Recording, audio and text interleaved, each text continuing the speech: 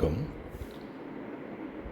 நேற்றைய எம்சி ராஜா கல்லூரியினுடைய விடுதியில் ஆய்வு என்பது வரலாற்றில், தமிழக வரலாற்றில் காமராஜருக்கு பிறகு தான் நான் அரசியலை கவனிக்கிறேன். எந்த ஒரு முதலமைச்சரும் அந்த மாதிரி விடுதிகளை போய் பார்த்ததா எனக்கு தெரியலை. பிற்படுத்தப்பட்டோர் விடுதிகள், சில விடுதிகள் சில அமைச்சர்களால் ஆய்வு செய்யப்பட்டதாக எனக்கு நினைவு. முதலில் அந்த ஆய்வுக்கு என்னுடைய பாராட்டுகளும், அந்த ஆய்வு நடந்த முறை அல்லது அமைதியாக ஒரு குழந்தையை பேச வைத்து கேட்ட ஒரு தந்தையின் நிலையில் நின்ற ஒருவரை பார்த்ததில் மகிழ்ச்சி. தாழ்த்தப்பட்டோருக்கான பட்டியல் ஆதிதிராவிட நலத்துறையால் நடத்தப்படும் விடுதியிலும் நான் தங்கினா போகும்போது என்னுடைய உறவினர் அங்கே படித்து கொண்டிருந்தார். சேலம் ஆதிதிராவிட நலத்துறை விடுதியில் அவர் தங்கியிருந்தார். அப்போ அவரை பார்த்துட்டு அந்த உணவு நேரத்தில் எனக்கும் உணவு கொடுத்தாங்க, வாங்கி சாப்பிட்டேன். அது அந்த காலகட்டத்திலேயே அது சாப்பிடலாம், அப்படி இதான ஒரு உணவு தான் பசிக்கு. பிறகு நான் என்னுடைய நண்பர்களோடு சென்னைக்கு வேலை தேடும்போது நான் வரும்பொழுது நான் பிற்படுத்தப்பட்டோர் விடுதியிலையும் ஒரு வேலை உணவு வாய்ப்பு எனக்கு கிடைச்சது, வாங்கி தந்தாங்க. அப்போ அந்த உணவும் இதை விட சற்று மேம்பட்டதாக அது இருந்தது. ஆனாலும் அதுவும் மிகப்பெரிய பாராட்டுதலுக்குரிய உணவு அல்ல, ஒரு குழந்தைக்கு கொடுக்குற உணவு அல்ல, அது ஒரு கல்லூரி படிக்கிற ஒரு மாணவனுக்கான உணவு அது அல்ல. ஆக இந்த இரண்டிலும் இருக்கிற பிரச்சனைகளை களையணும்னா இது விடுதிகளுக்குள்ளே மட்டும் இல்லை, விடுதிகளுக்கு வெளியேவும் இருக்குது. தொடக்கத்திலிருந்து, அதாவது நிதி ஒதுக்கீடு, ஒரு குழந்தைக்கு ஒரு மாணவனுக்கான ஒரு நாள் உணவுக்கான செலவு, அதை எப்படி அது பணம் பொருளாக மாறுது, மாற்றப்பட்ட பொருள்கள் எல்லாம் பயன்படுத்தப்படுதா, இதில் வார்டன்களின் பங்கு என்ன, சமையலர்களின் பங்கு என்ன, கொடுக்குற வார்டனுக்கு மேலே பொருட்களை கொடுக்கக்கூடியவர்கள் பங்கு என்ன, இந்த விடுதிகள் ஏன் இப்படியே இருக்கணும்னு பல அரசியல் தலைமைகள் விரும்புகிறாங்க அப்படிங்கிறதும், இந்த விடுதிகள் சில நேரங்களில் சமூக விரோதர்களுடைய கூடாரங்களாக மாறுவதற்கு வாய்ப்பாக அந்த விடுதிகளை ஏன் வைத்திருக்கிறாங்க, எளிதில் இந்த தாழ்த்தப்பட்டோர் இந்த சமூக நீதி விடுதிகளுக்குள்ள போதைப் பொருட்கள் எளிதில் நுழையுது இந்த குழந்தைகள் இருக்கிற இடங்களில்.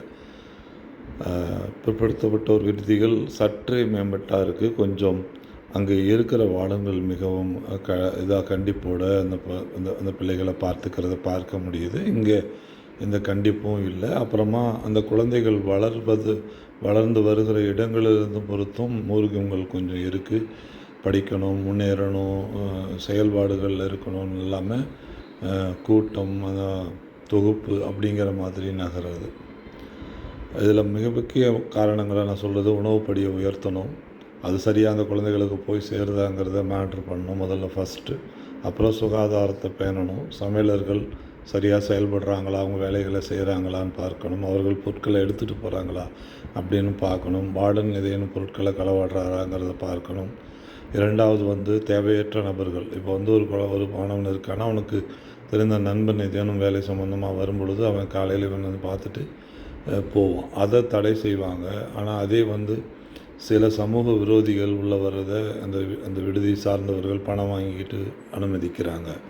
இப்படி அதில் கொஞ்சம் ஒரு மாணவன் தன்னுடைய நண்பனை அழைச்சிட்டு வரதில் தவறு இல்லை, சரியான ஆள் அப்படி இருந்தால். அதே சமயத்தில் மற்ற சமூக விரோதங்களுக்காக உள்ள வரவங்களை கண்டிப்பாக அங்கே இருக்கிற வாட்ச்மேனுக்கோ மற்றவர்களுக்கோ தெரியும், அவர்கள் உள்நுழைகிறத தடை செய்யணும். அப்புறம் அதே மாதிரி பிற்படுத்தப்பட்டவர்களுக்கான விடுதிகளிலும் இந்த பிரச்சனைகள் இருக்குது. அங்கேயும் போதைப் பொருட்கள் உள்நுழைகிறது. இதை விட கொஞ்சம் அங்கே நல்லா இருக்கலாம், நல்லா இருக்குது. நான் பார்த்தது இப்போ எப்படி இருக்குதுன்னு எனக்கு தெரியாது. ஆனால் கட்டடங்கள் கட்டுமானங்களை உருவாக்கியிருக்காங்க, அதில் ஒரு குறையும் இல்லை. ஆனால் உள்ளே அவங்களுக்கான வசதிகள் இருக்குது. இப்போது ஒரு பள்ளி படிக்கிற, ஒரு கல்லூரி படிக்கிற மாணவனுடைய செலவினங்கள் அதிகரிச்சிருக்காது. அவங்க ஏதோ பகுதி நேர பணி, நிறைய பணியாட்கள் தேவைப்படுறதால பகுதி நேர பணிக்கு கேட்குறாங்க, பசங்களும் போகிறாங்க. அப்போ அவங்கள ஒரு முறைப்படுத்தி பகுதி நேர பணிக்கு போகிறாங்க அப்படின்னா அவங்களோட என்ட்ரி எக்ஸிட்ஸை வந்து அவங்க உறுதிப்படுத்தி எல்லாம் எழுதி கொடுத்துட்டா அந்த எக்ஸிட்டில் அவங்க உள்ளே வர்றதுக்கான அனுமதியை கொடுக்கணும்.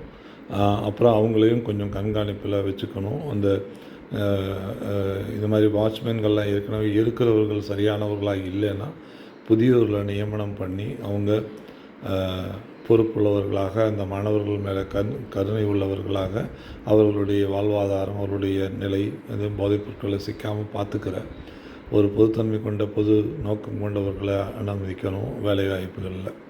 இப்படி பல சீர்திருத்தங்களை செய்ய வேண்டியது இருக்குது. தொடர்ந்து அப்புறமா அந்த உணவு படி, அப்புறமா உள்ளே வந்து எல்லோரும் தரைகளில் தான் படுத்திருப்பாங்க. சில இடங்களில் கட்டில்கள் இருக்கும், அதையும் தவறான நபர்கள் அடித்து உடைக்கிறது, உட்பொருட்களை சேதப்படுத்துறது, அப்புறமா இந்த மாதிரி போதைப் பொருட்களுக்கு அடிமையானவர்கள் செய்யக்கூடியது. இதுக்கு மிக முக்கிய காரணம் பள்ளிகளிலிருந்து ஒழுங்கினமாக வெளியே வருகிற 10 பேர் 10 பேர் இந்த மாதிரியான செயல்பாடுகளை செய்கிறாங்க. அவர்களை எல்லாத்தையுமே நம்ம கொஞ்சம் கட்டுக்குள்ளே கொண்டுட்டு வரணும். படிப்படியாக தான் இதை சீர்திருத்த முடியும். முதல்ல உணவில் சீர்திருத்தத்தை கொண்டுட்டு வந்துட்டு, சுகாதாரத்தை கொண்டு வந்துட்டு, நல்ல ஆரோக்கியமான உணவாக இருக்கணும். ஒரு கொஞ்சம் கார்போஹைட்ரேட், கொஞ்சம் புரோட்டீன், கொஞ்சம் லிப்பிட்ஸ், கொழுப்பு சார்ந்த பொருட்கள் எல்லாம் சேர்ந்து சரி விதத்தில் ஒரு அமைப்பை உருவாக்கி, இந்த மாதிரியான காலையில் இந்த ஃபுட்டுன்னா மதியம் இது, மாலையில் இந்த ஃபுட் அப்படின்ற மாதிரி ஒரு ஃபுட்டை வந்து டைம் டேபிளில் போட்டு எப்போ போனாலும் அந்த ஃபுட்டு டேபிளில் இருக்காங்கிறத உறுதிப்படுத்தணும். ஒரு சாப்பாடு, ஒரு சாம்பார் கொடுப்பாங்க, சில நேரங்களில் ஒரு தொட்டுக்கிறதுக்குன்னு ஒன்று கொடுப்பாங்க. வேறு டிஃபன் மாதிரியான ஐட்டங்களில் ஏதேனும் ஒரு குழம்பு மாதிரி ஒன்று கொடுக்குறத பார்க்க முடியுது. அது ஒரு உணவாக இருக்கும், அவ்வளோதான். அதில் பெரிய அளவுக்கு டேஸ்ட் இருக்காது. நல்ல எப்படி சொல்கிறதுன்னு எனக்கு தெரியல. அது 2 விடுதிகளோட உணவும் டேஸ்ட் இருக்காது.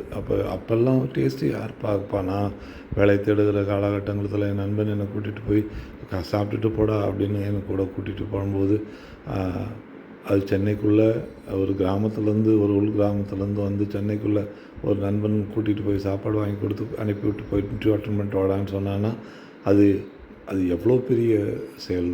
அது சென்னைக்குள்ளே யாரையும் தெரியாது, ஆனால் மதுரைக்கு போகிற ஒரு ஆள் அப்படி ஒரு நண்பன் கிடைச்சான்னா அது வந்து ஒரு பெரிய கிஃப்ட். அப்போ சாப்பாடெல்லாம் நம்ம கவனிக்க முடியாது. அந்த சாப்பாடு வந்து அமிர்தம், கையில் காசு வேறு இருக்காது. அதனால் அந்த மாதிரியான இதுக்கு அனுமதி தரணும். மற்றபடி சமூக விரோத செயல்கள் செய்வதற்கும், தேவையற்றது வந்து உள்ளே வந்து செய்வது, சாராயம் கொடுக்கறதுக்கு, தண்ணி அடிக்கிறதுக்கு, இதுக்கு மாதிரியான ஆட்களை உள்ள நுழையிறதை தடை செய்யணும். சில காரணிகள், அதாவது எக்ஸப்ஷன்ஸ் வந்து கொடுக்கணும். குழந்தைகள், மாணவர்கள், அப்போ அவங்க ஊர்லேருந்து ஒரு பையன் வந்து ஒரு கல்லூரியில் சேருவதற்காக வந்தானா அவன் எங்கே போவான்? அவனுக்கு ஒரு சின்ன ஒரு ஷெல்டர் கொடுத்து அவனை அனுப்பி அவன் அந்த பள்ளியில் கல்லூரியில் சேர்றதுக்கு அவனுக்கான வாய்ப்பு கொடுக்கறதுக்கு அந்த பையனுக்கு அந்த வாய்ப்பை கொடுக்கணும். அது மாதிரி அவனை தெரிஞ்சவன் அவன் ஒருத்தன் தான் இருப்பாங்க. ஸோ இந்த மாதிரி நிறைய காரணிகள் எல்லாம் இருக்குது. அது எல்லாத்தையுமே ஆய்வு செய்யணும். கட்டடங்களை பழுதுபடாமல் பார்த்துக்கணும். அதை அப்புறம் முறையாக கட்டடங்கள்லாம் சரியாக இருக்காங்கிற பராமரிப்புக்கு ஒரு குறிப்பிட்ட காலகட்டங்களில் கட்டடத்தில் இருக்கிற பொருட்கள், அரசு பொருட்கள் எல்லாம் பாதுகாப்பாக இருக்காங்க. 1 month செக்லிஸ்ட் ஒன்று போடணும்.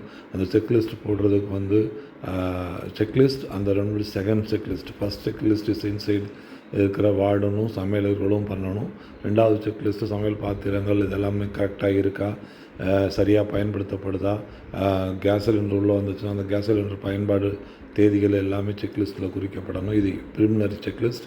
Second checklist is another investigator officer வரணும். அவர் செக் பண்ணணும். அவர் எவ்ரி ரூமில் இருக்கிற பொருட்கள் எல்லாம் சரியாக இருக்கா அப்படின்னு தேவையற்ற ஆணை அடிக்கிறது இந்த மாதிரி எல்லாம் இல்லாமல் பராமரிக்கணும் கட்டடத்தை சரியாக. அந்த ரூமுக்கு அந்த பையன்தான் பொறுப்பு. அந்த பையன்கிட்ட வான் பண்ணி அந்த ரூமை கொடுக்கணும். அவன் சரியாக பராமரிக்கணும். தேவையில்லாத படங்கள் ஒட்டுவது, செயல்பாடுகள் அதெல்லாம் இருக்கக்கூடாது. ஒழுங்கினங்கள் இருக்கக்கூடாது. அந்த ஒழுங்கின நடவடிக்கைகள் வார்டன் எடுக்கக்கூடாது. வார்டன் பதிவு செய்யணும். அந்த பதிவு செய்யிட்டு அந்த 2வது செக்லிஸ்ட்டுக்காக வரக்கூடியவரிடம் அவரை கொடுக்கணும். அங்கே இன்வெஸ்டிகேஷன் நடத்தப்பட்டு அந்த இன்வெஸ்டிகேஷன் சரிதான் அப்படின்னு இருந்ததுன்னா அந்த மாணவரை ஃபஸ்ட் அண்ட் செகண்ட் 2 வார்னிங் கொடுக்கணும். 3வது வார்னிங்கில் அந்த பையன் அங்கே இருக்கிற மற்ற மாணவர்களை கெடுப்பான் அப்படின்னா அவனை எக்ஸ்பெல் பண்ணிடணும். அந்த விதியிலேருந்து வெளியில் அனுப்பிடணும். அப்புறமா வேலைக்கு போகிற மாணவர்களுக்குரியது மற்றவர்கள் எல்லாத்துக்குரியதும் அங்கேருந்து தரவுகள் முழுக்க சேகரிக்கப்படணும். அந்த தரவுகள் அந்த மாணவனோடையும்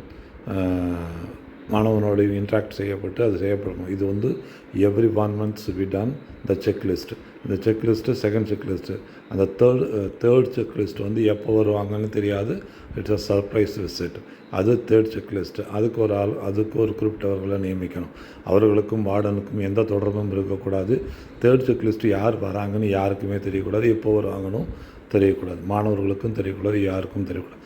யார் பக்கத்தில் இருந்தாலும் 3 மெமோ இஸ் கோயிங் டு நெகட்டிவ்னா 4th memo should be expelled. That person should be expelled from the room. Government அவனோட கஸ்டடி எடுத்துடணும்.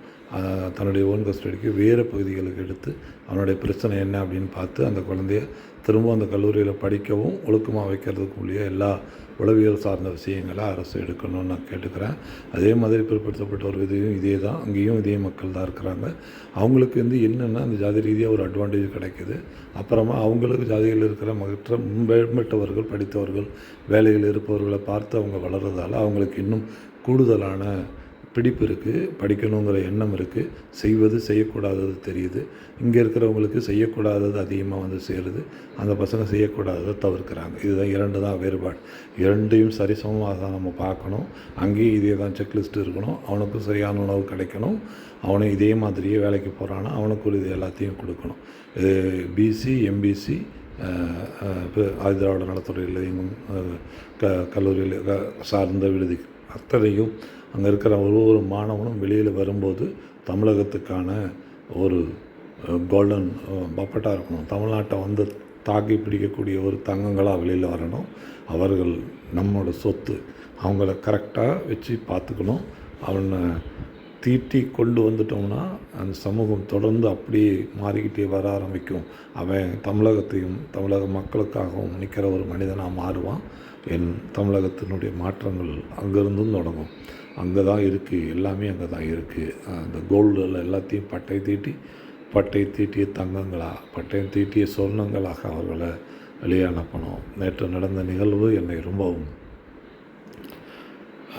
உலகாங்கித சந்தோஷத்தையும் என்னுடைய கண்களில் தண்ணீர் வருது. என் மாணவர்கள் ரொம்பவும் கஷ்டப்படுறாங்க. அவங்கள பார்த்துக்குங்க. நன்றி.